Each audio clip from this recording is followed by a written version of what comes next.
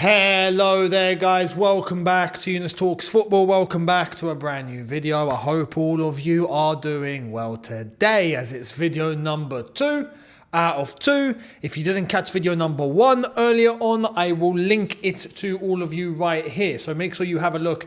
If you haven't done so already, we go through everything that's gone down with obviously Mbappe, but the consequences of that and Victor Osimhen now being targeted by PSG because of it, as well as all other Chelsea news that happened earlier on, big stuff. So make sure you go and check it out.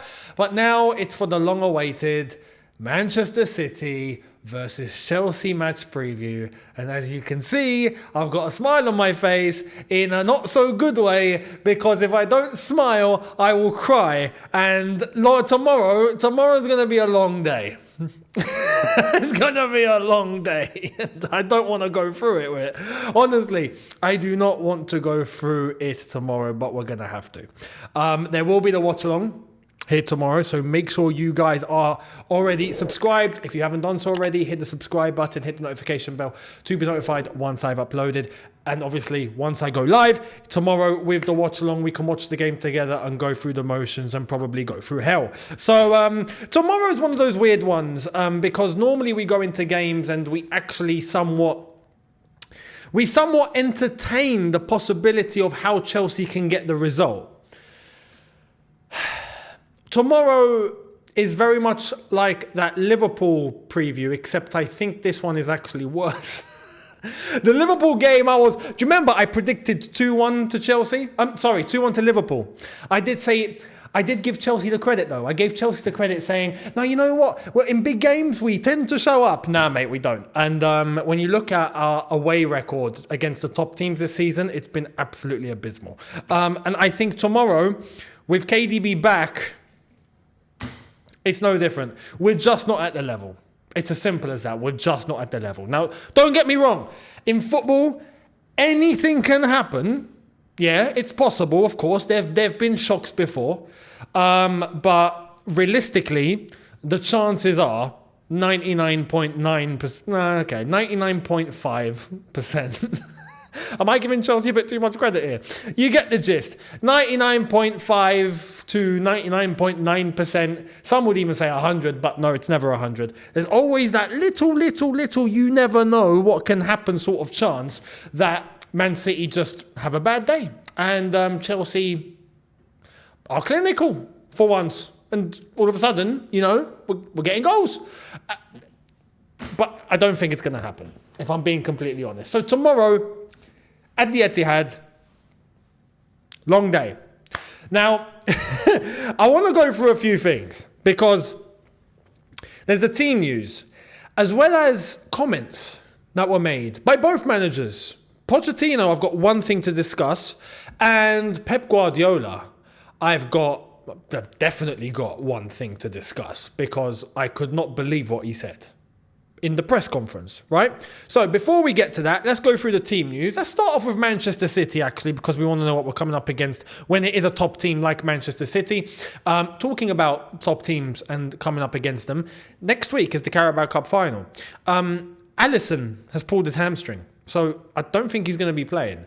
Salah won't be playing. Trent won't be playing. Szoboszlai won't be playing. They've got an injury list coming into this game, Carabao Cup final. But I will get into that when the preview comes because I think I already know what's going to happen. And I've already alluded to it on this channel and I will bring it back to you on the day itself. So make sure you stay tuned. But Man City, Jack Grealish is ruled out because he was withdrawn against Copenhagen with a muscle problem. Bernardo Silva hurt in the same game, but he's going to be assessed, so it's not sure if he's going to be out or if he's going to be involved, whereas Gvardiol has got his ankle injury and he's not come back yet. So there's that. Kovacic is looking like he's back into contention, as well as Sergio Gomez after they have resumed training. For Chelsea, Malo Gusto and Levi Colwill are both available. Alongside this, Chukwuemeka has twisted his ankle. So for once, we don't need to blame the medical staff or training methods. It's one of those things that happens. A player's twisted his ankle in training. It's happened to all of us. Let's be honest. If you've played ever, you would have twisted your ankle. Some more than others. I've had my fair share. It's painful and it's horrible and I hate it. And you're probably out at least for a week. At least. If it's not a bad one, you're out for a week. If it's a bad one, maybe a couple. So hopefully the swelling is not too much and hopefully it's nothing too major, but he will be missing tomorrow. So there's that. Sanchez is available. Yes, the goalkeeper. Sanchez is available. He missed the last 2 months with a knee problem. Now, this is where we get to what the managers said in their press conference. Starting off with Pochettino. Pochettino was asked about Sanchez, and he said, yeah, no, Sanchez is training again. He's available. And then he was asked, is he going to play? And all he said was, you'll see. I just want to make it perfectly clear. There is no circumstance, right, or situation here that will make it okay for Petrovic to be on the bench. I'm not saying not for Sanchez to start. Petrovic should be starting because he should not be on the bench. It's as simple as that. If we're going to be real, Petrovic has not set a foot wrong since he's come in. Do you remember when we were all like, yo, what can Petrovic do? We've not seen him. What's he like? And then he came in, he's not set a foot wrong. He's been reliable. He's been great. How many games we've lost, and at the end of it, all of us, myself included on these videos, I've come out and said, look, Petrovic, I've got nothing bad to say. He's the only one. I've said it time and time. He's the only one. Petrovic, mate, you can leave your head held high. Well done. You've done everything you could possibly do. Always.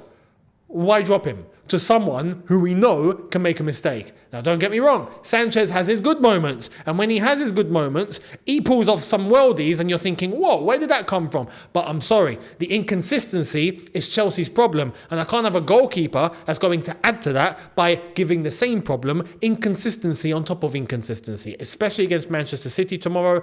No. Petrovic has not set a foot wrong, has not set a hand wrong whatsoever. He starts. At this point, it's up to the defense and the team to protect him because he's doing everything that he can do. Simple. So Petrovic starts. If I see Sanchez starting tomorrow, I'm going to flip. I'm not. There is no logic at all for this one. Sanchez, unfortunately, you had an injury. Petrovic has come in and I'm sorry, he's taken the number one spot. His performances combined to Sanchez's performances, Petrovic has been better. So he starts. Am I right? Do you agree or disagree? Let me know down below. Let me know. So there's that. Apart from that, press conference was basically pretty straightforward. And then Pep Guardiola decided to speak. Actually, Pep spoke before Poch, but Pep spoke today. And I could not believe what came out of his mouth. I think I'm going to show you. Instead of just read it out. Like I'm going to show you so you can take it in. Check this out. Chelsea have everything. Intense, quality, able to not lose the ball. It's difficult to find a Chelsea player who loses the ball.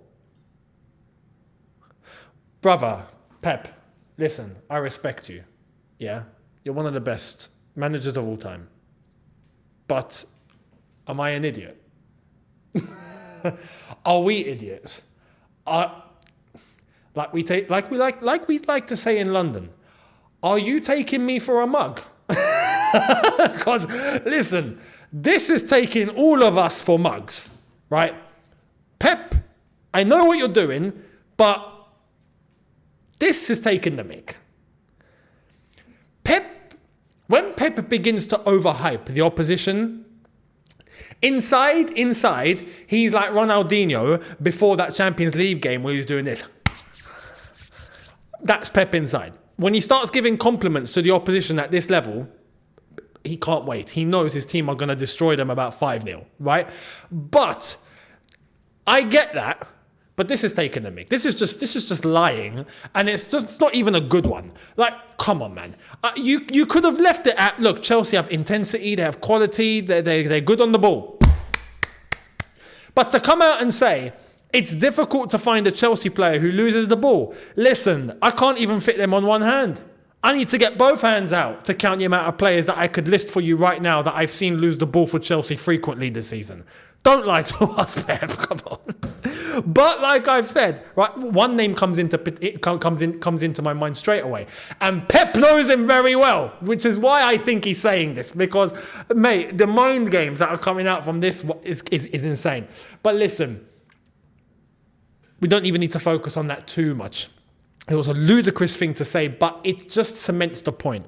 When Pep says these sort of things, the more he does it, the more confident he is that he's going to destroy the opposition.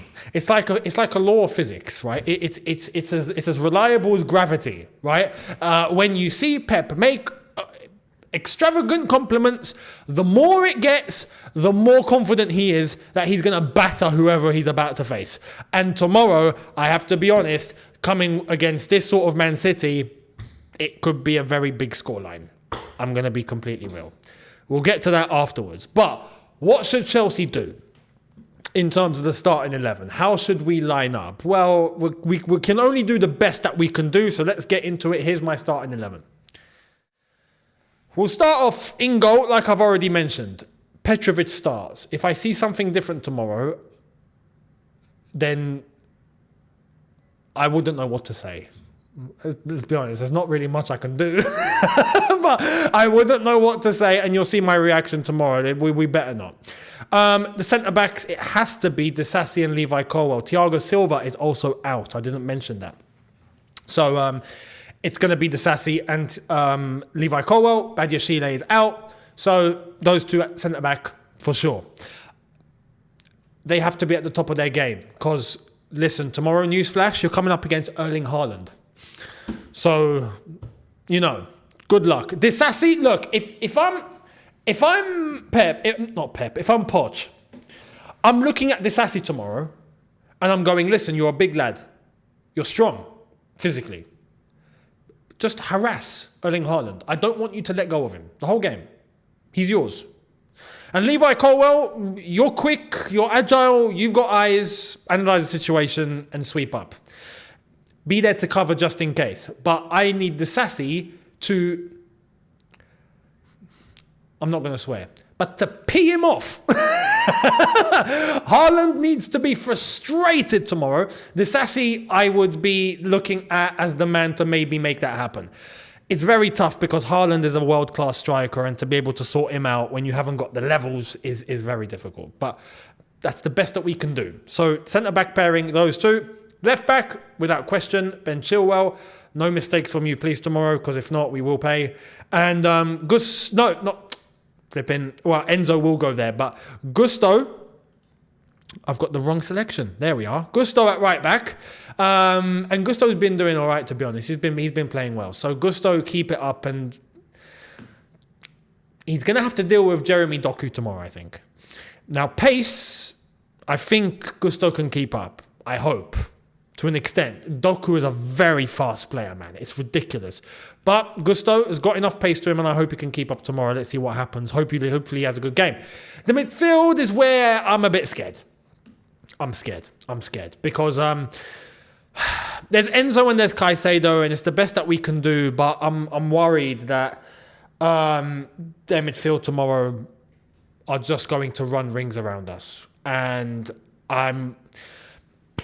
if I'm being completely honest, I would instruct Enzo to not advance forward. He has to be there to support Caicedo. If he doesn't, we are finished.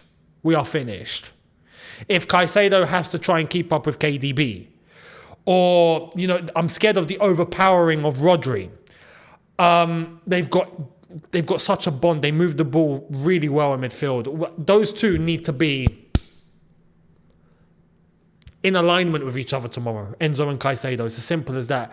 And the one that has to be put in a double shift in order to cover is Gallagher ahead of him. He has to come deep in order to support. He can't just be advancing and being forward. He needs to be able to come in and fill in and create that midfield free. If not, I feel like we're going to get, as I said, run rings around us. They're going to run rings. So that's the one thing that I hope we can see tomorrow. So Gallagher pressing from the front, but you're coming back and you're defending, mate. You are going to have to put in some crazy physical shift tomorrow. I need to see Gallagher running like a horse. Frustration. Simple as that. So that's the midfield tomorrow. On the left, I would stick with Jackson. Let's see what he can do. It seems like it's his best and effective position, so we run with it. On the right, ex-Man City boy, Cole Palmer. Let's see what he does, and let's see how he manages the situation. Hopefully he has a good game against his old teammates and whatnot. If there's one man that will know what to expect tomorrow against Manchester City, it would definitely be him. So there's that. And up top, without question, it's got to be Nkunku. Now, even Nkunku cannot just be sitting up there waiting for the ball to come. He's going to have to drop deep. You're going to have to be involved. Technically, there's going to be moments of the game where he has to be operating almost like a false nine. But moving forward and hopefully collectively pushing the ball up and then being the guy that we try and target in order for him to score. But he can't just be sitting in the box and just, being like a goal hanger, just waiting for the ball to come to him. No, we're facing City. He needs to come deep and he needs to assist because we need the numbers. If not, as I said, Man City will move the ball around us very easily and it's going to be a long day. Now, that is my starting 11. Let me know yours down in the comment section below. But this one here is my starting 11. And as I tell you guys to hit the subscribe button, hit the notification bell for the notification tomorrow of that watch along and the review straight after, of course. Look, tomorrow I know a lot of Chelsea fans are looking at this one just as a free hit. It's not really a free hit if we're being honest because we're 10th. And we're 10th because we won the last game against Palace and we managed to do what we did in the last 5 minutes. If not, it'd be worse. We are 10th, but we can easily slip back. This is a game where technically it's not a free hit. It shouldn't be a free hit. If we were in a European place and we were looking a bit comfortable and we know City are just levels above us, well, yeah, at that point it kind of becomes a free hit. But this, we're mid-table. So, just like the Liverpool game at Anfield, I feel like this one's even more difficult. It's Manchester City. They're the team I think are going to go on to win the title. Straightforward. So, man, I don't want to give this prediction. I don't even want to give it. Can I not give it? I don't want to be honest. Like, for once, I'm coming on there, I'm like, I don't want to be honest with you. Because if I am, you're not going to like it. I'm not going to like it. I don't like what I think is going to happen. It's as simple as that.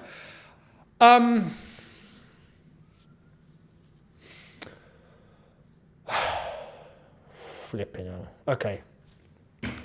I'm going to go. I want to come on and say that City will win 2-1.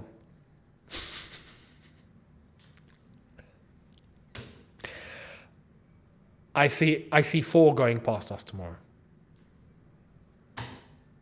Yeah. I'll be honest, I don't see us scoring either. I'm being honest. I'm being real.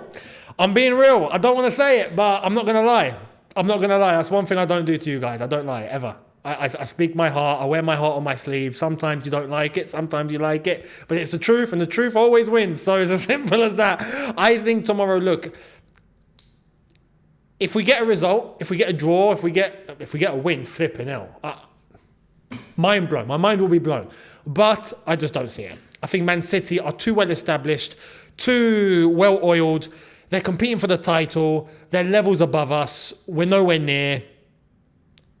4-0. The Anfield performance kind of backs this up, I reckon, because tomorrow I just don't think we're going to see the ball. And if we don't see the ball, well, we ain't defending well. If I'm being honest, I don't feel like we defend well enough. So I think City get... If I'm going to predict, I reckon City get the first goal in the first... Maybe around the 15-20 minute mark. 15 to 25. Somewhere there, I reckon the first goal goes in, and then from that point, that's it. We open up, and because we open up, it's goals galore. So let me know your thoughts down below. Let me know what you think is going to happen, your honest score predictions. Hey, if you think Chelsea will win, let me know. Tell me, yes, no, Chelsea will win tomorrow, and why? Let me know in the comments. Much appreciated. And if you don't, also let me know why. Much appreciated. And be here for the watch long as we go through the motions and we witness what we're going to witness. So I will see all of you then. Thank you all so much for watching, people.